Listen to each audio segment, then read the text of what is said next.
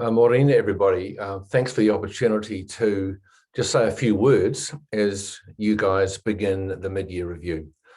It's a really good thing that we do to sit down with a board who are very aspirational and with an executive leadership team who equally give of their all on a daily basis to wrestle with this thing called education. I'm praying that it would be a time when Tania and Jonathan see what goes on and how it works and find their voice in that.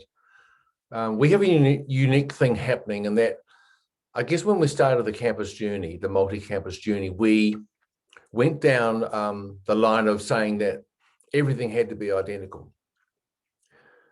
Now, however, we know there are some things that are non-negotiable, so that if you go to each campus, you will receive an incredibly strong welcome. You will be listened to. We will go out of our way to meet the needs of parents, pastoral needs, academic needs, and we take that as a privilege.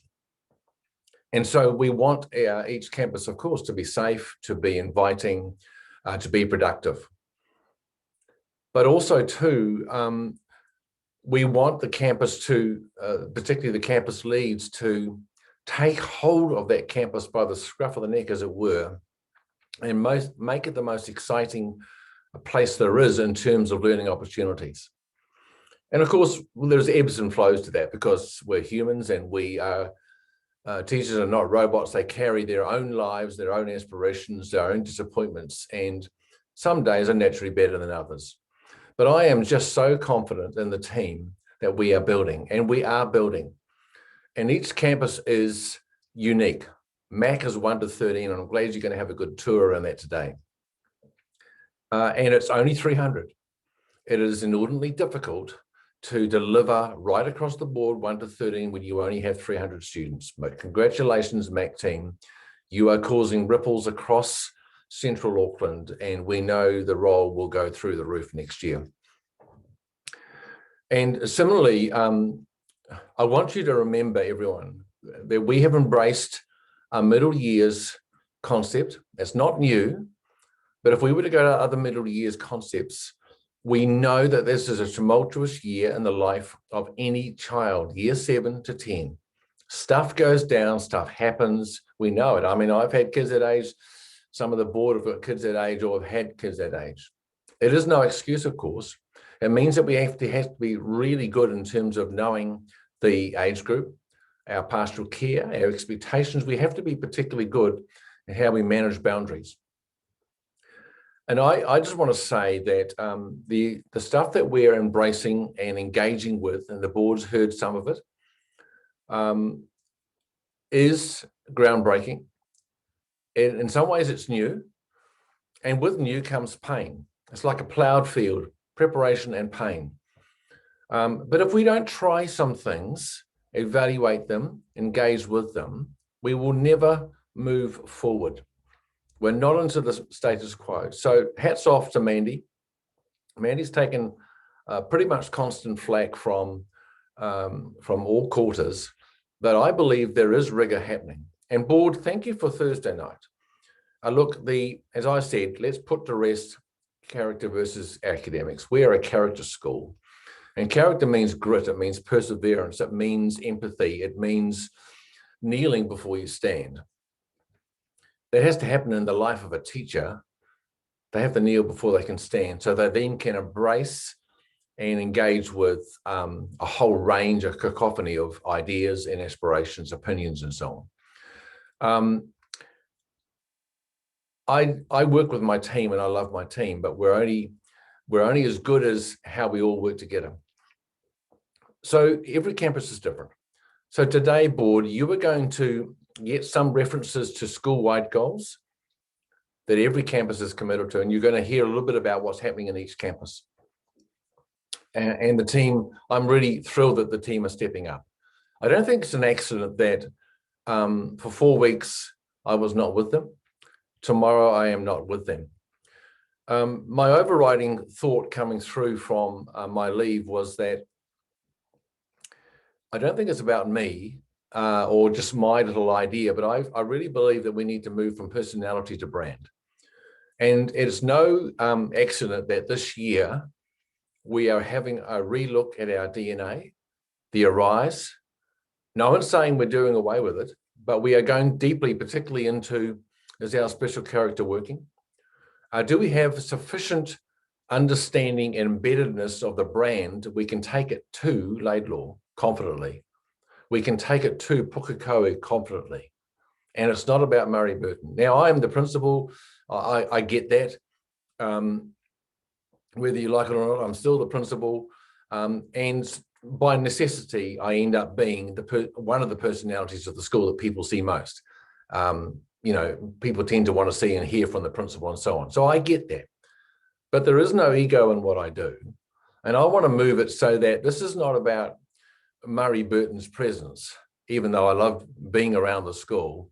It's about the fact that this DNA is so embedded. It's the brand of Elam. And a brand is not usually associated with schools. I understand that. But at board, you guys are smart. You will understand where I'm going with this. So we take this well-entrenched, reviewed, and owned DNA, and we can say, hey, most of the time this works really well. We can love this. We can work towards it. We can be aspirational with it, so that when I'm not around and someone else is leading, or other people or other leaders are leading, they too get hired to serve the brand.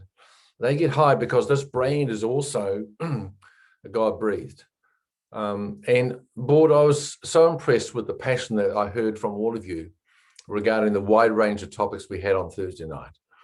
I implore you to give the same passion to the team right now as they get up, and some of them are nervous, as they get up and share and engage. This is a mid-year review where, yes, we are in June, but it's only halfway through the second term. And so we have to really get into it. And we're not quite there on some things yet, but I just wanted to outline quickly a couple of things.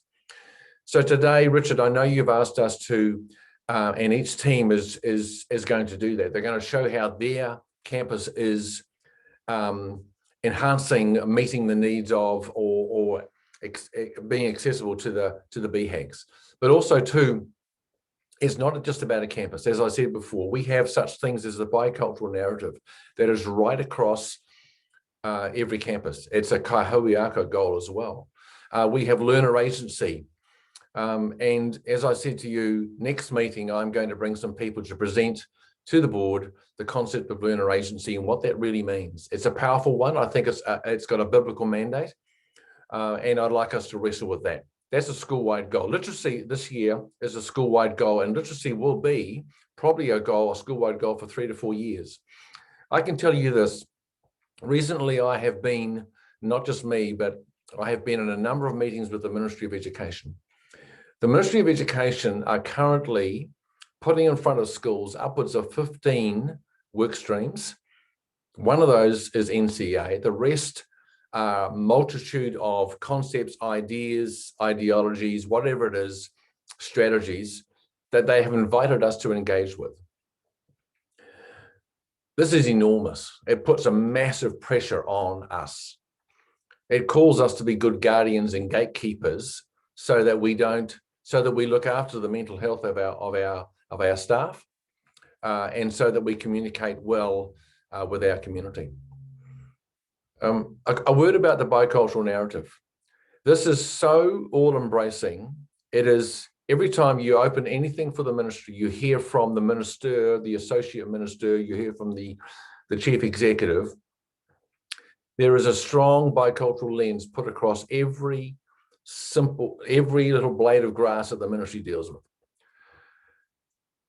We have to get our heads around this. And as I said to Hayden the other night, I'm praying and I'm professionally looking for and asking for guidance to find the right people to speak into us. I believe they need to be Christian worldview people, and there are some good people around it. And I'd like eventually the board and the executive leadership team to agree on this and to go forward and embrace this journey. I know some of you have massive reservations, and I don't think we need to. I think that we need to take the shutters off and really get into this. But can I say this? It is so huge that we're going to have to pace ourselves.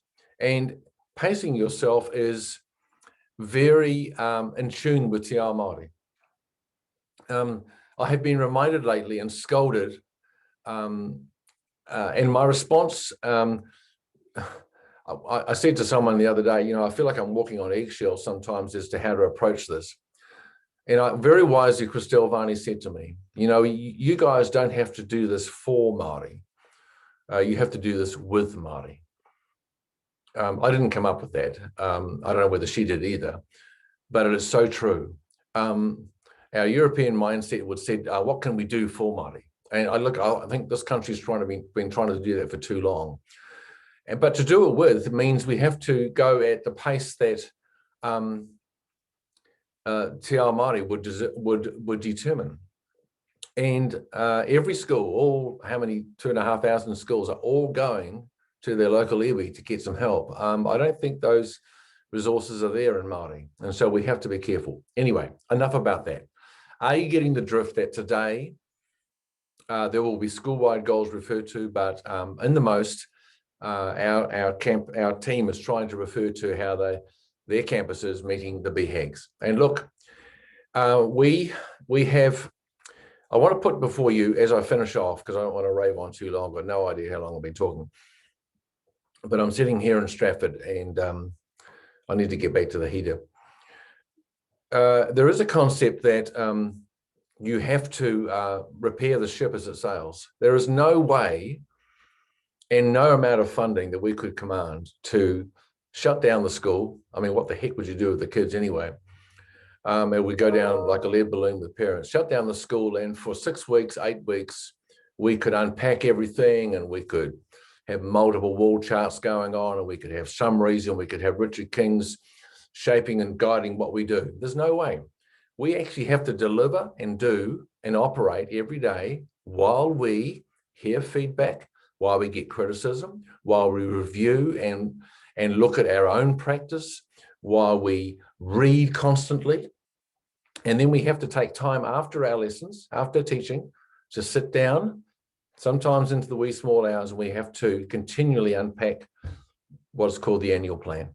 We love what we're doing about that, but we have robust discussions. I know that sometimes it's frustration because some people are more systematic and others are more relational, but as a team, we are building a team. The other thing we're doing is, it is of no small consequence that I believe we are in a year of preparation for what is to come. Now, when I began this year and started reflecting on the investment in leadership, how do we bring Jonathan in and get him immersed in it? How do we give Tania the skills to step up at MAC and so on? What are we doing about that? I had no idea or no inkling of Laidlaw at that point. I knew we'd been waiting for Pukekohe, and I thought it had all gone quite suitably dead, really.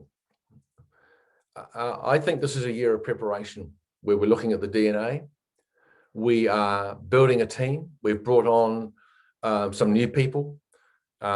You know that I'm continuing to look at the structure, and I know that hasn't impressed some people, but it is a ploughed field.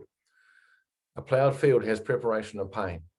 And so today, can I encourage us, whatever the topic is coming up, listen, try to understand, try to be good shepherds and guardians of this massive thing called education. Lift the lid off and make it, enjoy the excitement of sowing some seeds and so on. And look, I want you all to leave today feeling energized rather than burdened.